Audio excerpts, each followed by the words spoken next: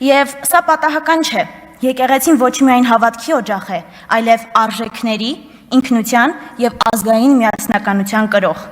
Սակայն, ցավոք այս իրողությանը զուգահեռ մենք ականատես ենք լինում մի մտահոգիչ և վտանգավոր միտման։ Երկրի իշխանությունները հետևողականորեն սկսել են արշավ հայ առաքելական եկեղեցու և հայ առաքելական եկեղեցու սպասավորների դեմ։ Երբ եկեղեցին անվանում են չուլանոց, իսկ հոգևորականներին անվանում են մաֆիոս կամ մանկապիղծ, հետաքրքիր է, ինչ արժեհամակարգով են շարժվում նրանք, ինչպես են մտնում եկեղեցի և մասնակցում են պատարակների։ Հոգևորականների դեմ տարվող նման գործողությունները դուրս են թե բարոյական և թե իրավական սահմաններից։ Հաշվի առնելով, որ մեր հասարակության ճնշող մեծամասնությունն իրեն համարում է հայ առաքելական եկեղեցու հետևորդ, եկեղեցու դեմ ուղղված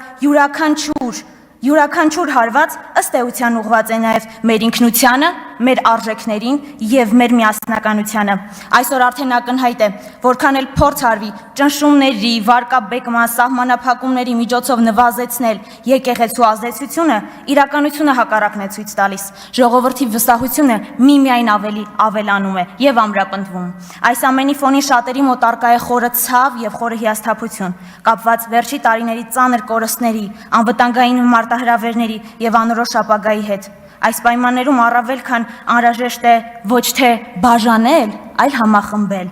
ոչ թե վարկաբեկել, այլ արժևորել մեր հիմնասյուները։ Եվ այստեղ շատ կարևոր է հասկանալ մեկ պարզ ճշմարտություն. վստահությունը չի նվաճվում ուժով և չի կոտրվում ճնշմամբ, այլ ձևավորվում է արժեքների, ճշմարտության և պատմության հիման վրա։ Շնորհակալություն։ Շնորհակալություն, Մարիամ ջան։